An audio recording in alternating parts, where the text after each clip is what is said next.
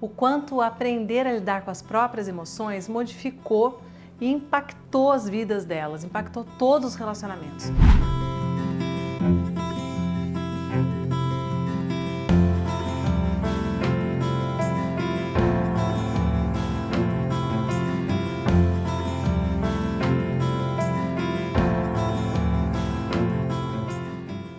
O quanto algumas mulheres me falaram: Ana, minha vida com meu filho, meu relacionamento com meu filho mudou radicalmente. Uma vez uma mulher me falou: Ana, eu aprendi a escutar minha filha. E eu percebi que eu nunca escutava. Que todas as vezes que ela chegava contando alguma coisa, eu já vinha com julgamento, eu já vinha com uma resposta pronta e ela ia embora, e ela saía, ela se trancava no quarto e não existia diálogo entre a gente. Um dia eu saí do círculo, cheguei em casa, mexeu tanto comigo aquilo que você falou sobre a escuta. Eu cheguei em casa e falei: hoje eu vou escutar minha filha. Ela chegou para falar comigo e eu fiquei em silêncio.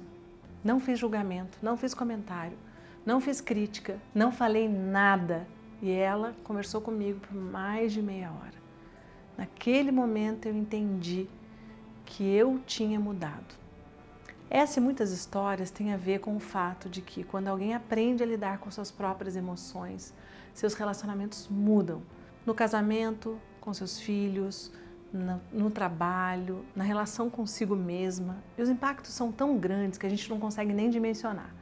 Então hoje eu queria falar com você sobre lidar com as próprias emoções. O que faz essa mãe que eu estou te contando, que passou a escutar a filha, o que antes dela aprender a lidar com as suas próprias emoções, o que é que fazia com que ela não escutasse, com que ela já fosse logo com o julgamento, com que ela já fosse logo falando algo, criticando a filha, que criasse uma barreira invisível, um muro invisível, que fazia com que elas não se conectassem, com que a filha não se sentisse enxergada, escutada e principalmente compreendida, e com que essa mãe depois ficasse com aquele gosto amargo da culpa, do mal-estar, de putz, não consigo escutá-la, não consigo chegar até ela, não consigo fazer parte do mundo dela, mas também não saber qual era o caminho que a levaria até lá.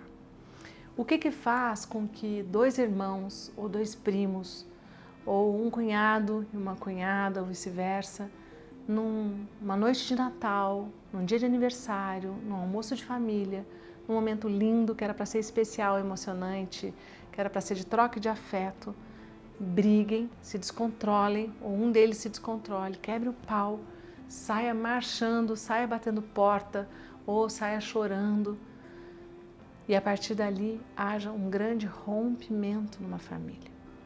O que faz com que de repente alguém perca uma grande oportunidade de trabalho porque dá uma resposta atravessada, uma resposta inadequada, porque fala algo errado na hora errada, para a pessoa errada? O que faz com que a gente se arrependa de ter dito algo que machuca as outras pessoas, que fere uma verdade mal dita, dita de uma forma tão ruim que se torna uma maldição, se torna um motivo de um rompimento, se torna um conflito? Tudo isso está vinculado, está relacionado, está vinculado entre si e está relacionado ao fato da forma como nós lidamos com as nossas emoções. Existe um ditado africano lindo que tocou muito meu coração, aliás eu já falei dele num outro vídeo, talvez você procure aqui no canal. É uma história narrada numa aldeia africana, que diz que cada membro da aldeia, quando nascia, cada ser humano que nascia, tinha uma canção. E que quando aquela criança nascia, todos na aldeia se reuniam ao redor dela e cantavam a sua canção. E quando essa criança crescia, em determinado momento a aldeia se reunia, colocava a criança no centro e a lembrava da sua canção. E que quando uma pessoa cometia um erro, lá pelas tantas ao longo da vida, ao invés dela ser criticada, julgada, rejeitada, rechaçada do convívio social, a aldeia novamente se reunia, colocava aquela pessoa no centro e a lembrava da sua origem, e a lembrava da sua essência, e cantava de novo para ela a sua canção.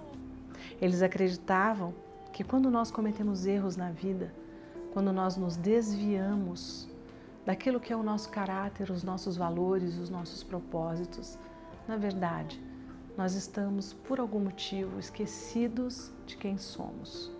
Desviar-se é errar o alvo, é errar o seu movimento profundo de alma, é esquecer de quem se é esquecer que cada um de nós é um ser único e que cada um de nós está aqui para contar a sua história.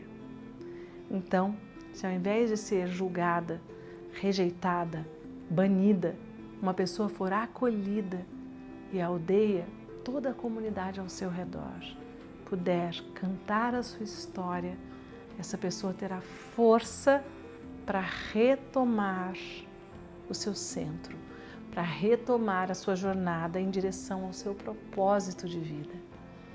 Quando nós acolhemos, e principalmente se nós temos instrumentos para lembrarmos uns aos outros de quem nós somos, do que realmente importa para nós. E você pode fazer isso dentro de um casamento, dentro de um relacionamento amoroso. Você pode fazer isso com seus filhos. Se nós pudermos fazer isso uns pelos outros, nós temos nas nossas mãos uma chave de cura. Uma chave de cura. É assim também quando as mulheres se reúnem. Quando elas começam a trocar suas experiências, falar daquilo que mais doeu para cada uma delas, narrar momentos que para elas foi um absurdo.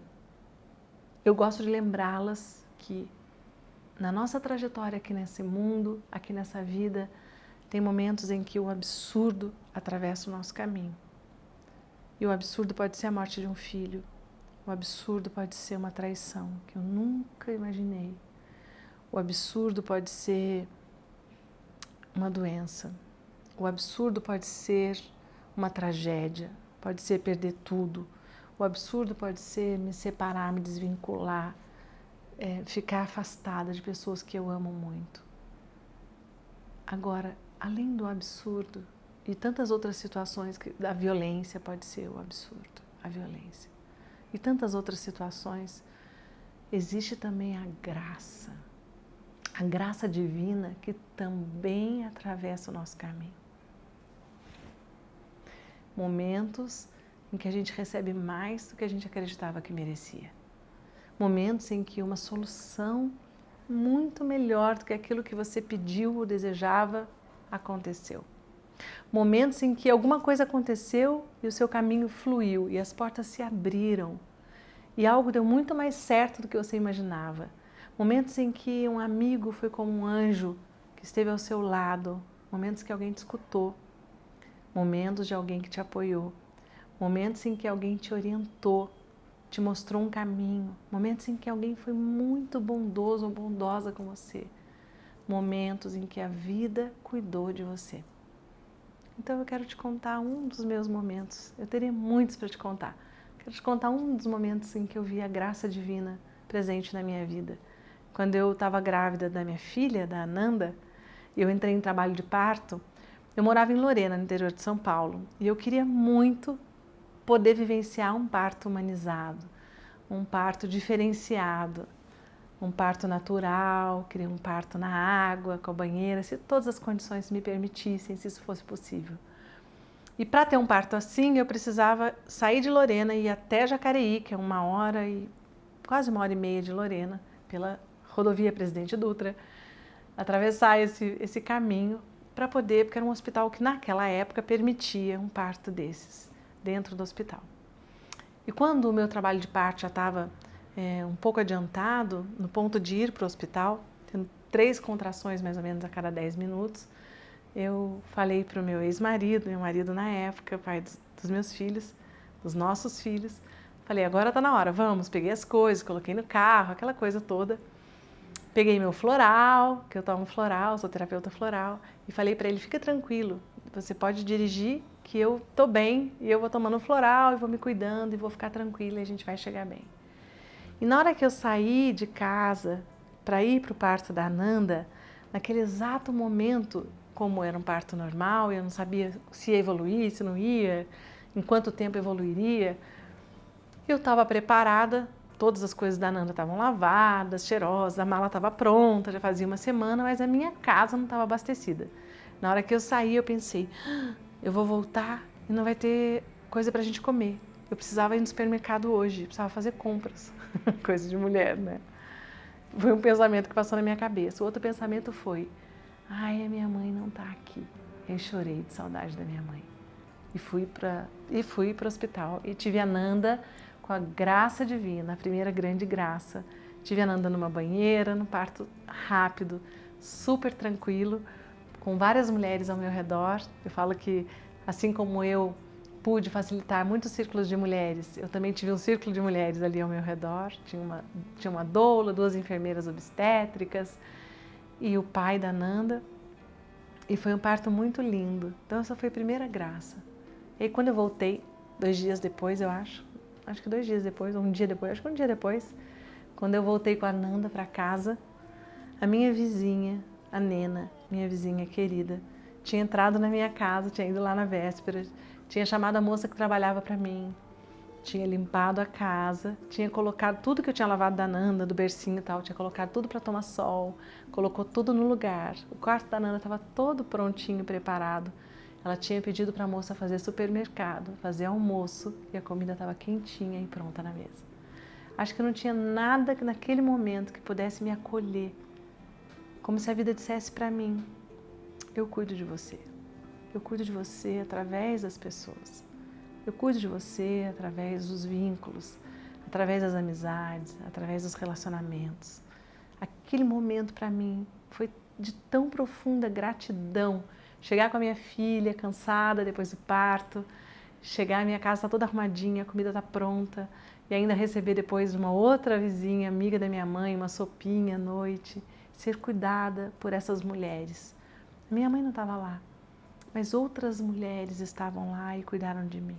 A vida encontra muitas maneiras de manifestar a graça divina. Ela encontra muitas maneiras de cuidar da gente.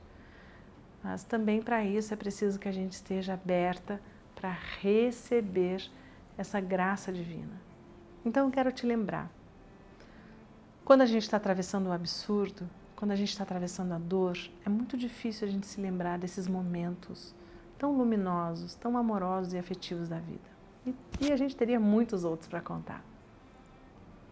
Mas eu gostaria que você se lembrasse que tanto os momentos difíceis, que tanto os momentos dolorosos, os momentos de absurdo, os momentos em que parece que o chão se abre, que a gente se perde, que a gente perde a esperança, que a gente às vezes nem quer continuar caminhando pela vida, quanto os momentos amorosos, afetivos, delicados, de gratidão, de apoio, de respeito, de cumplicidade, de alegria, de celebração. Tanto uns quanto outros são momentos passageiros. E que a vida, ela é linda, porque ela é entremeada. Será que existe essa palavra? Porque a vida, ela é cheia desse contraste, né, de coisas dolorosas e coisas lindas, e no meio alguns outros matizes. Mas é esse contraste que faz a vida tão diferenciada e significativa.